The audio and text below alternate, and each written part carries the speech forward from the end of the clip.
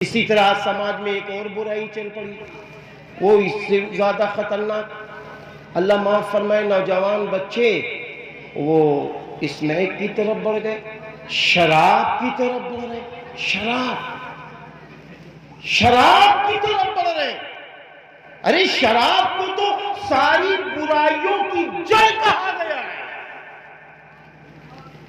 لیکن میں ان بچوں کو، اللہ نہ کرے اس محفل میں کوئی ہو، لیکن یہ سب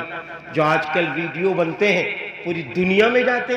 اللہ نہ کرے کوئی ایسا مسلمان ہو جو شراب پیتا ہو، میں ان کو یہ ایک پیغام دینا چاہتا ہوں، اے پیارے پیارے نوجوانوں، اللہ نہ کرے آپ شراب پیتے ہیں، میں آپ کو ایک رائے دیتا ہوں، اتنی پیاری رائے ہے، اتنی پیاری رائے ہے، اتنی اچھی رائے ہے، اگر آج آپ اس رائے کو مان گئے اللہ بھی خوش ہو جائے گا۔ معلوم کیا رائے ہے؟ وہ رائے یہ ہے کہ آج طے کر لو ہم اللہ کو راضی کرنے کے لیے شراب کو چھوڑ دیں گے۔ اگر آج اللہ کو راضی کرنے کے لیے شراب چھوڑ دی تو اللہ تعالیٰ، نبی صلی اللہ علیہ وسلم نے فرمایا، اللہ تعالیٰ قیامت کے دن ان اپنے بندوں کو، جو بندے شراب پیتے تھے، غلط سوسائٹی میں جا کر شراب پی کر اپنا جسم خراب کر رہے تھے، اگر انہوں نے اللہ کی محبت میں، اللہ کی رضا کے لیے شراب چھوڑ دی تو قیامت کے دن اللہ تعالیٰ ان کو شراباً طہورا، پاک شراب پلائیں گے، پاک شراب مل جائے گی، پاک شراب مل جائے گی۔ آپ سے میں سچ کہہ رہا ہوں کہ جس طریقے سے یہاں کہہ رہا تھا،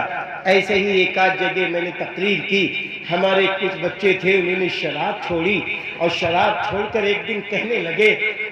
مولانا مفتی صاحب آپ نے مجھے اندھیرے سے روشنی کی طرف پہنچا دیا۔ میں نے کہا خیریت تو وہ کہنے لگے مولانا میری 3 بیٹیاں ہیں،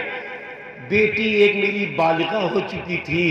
شادی کے لیے لوگ آتے تھے، بہت خوبصورت میری بیٹی، لیکن جب ان کو یہ پتا چلتا تھا کہ اس کا باپ شرابی ہے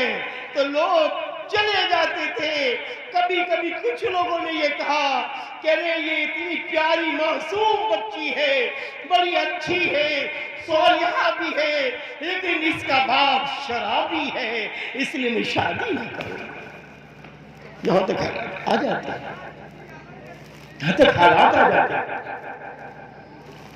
یہ حالات آ جاتے ہیں میرے بھائیوں۔ اس لیے میں اپنے ان نوجوان بچوں سے، اپنے ان نوجوانوں سے، اپنے بزرگوں سے میں اپیل کرتا ہوں، میں درخواست کرتا ہوں، اے میرے بھائی، اگر آپ شراب اس لیے پی رہے ہیں کہ سکون مل جائے گا تو شراب میں سکون نہیں ہے۔ اگر آپ سکون چاہتے ہیں تو میرے اللہ نے فرمایا، الا بذکر اللہ تطمئن القلوب، سن لو تمہارے دلوں کو سکون دینے والی ذات اللہ کا ذکر ہے۔ اے پیارے مسلمان بھائیوں، اے میری اچھی ماؤں اور بہنوں اور نوجوانوں، اگر سکون چاہتے ہو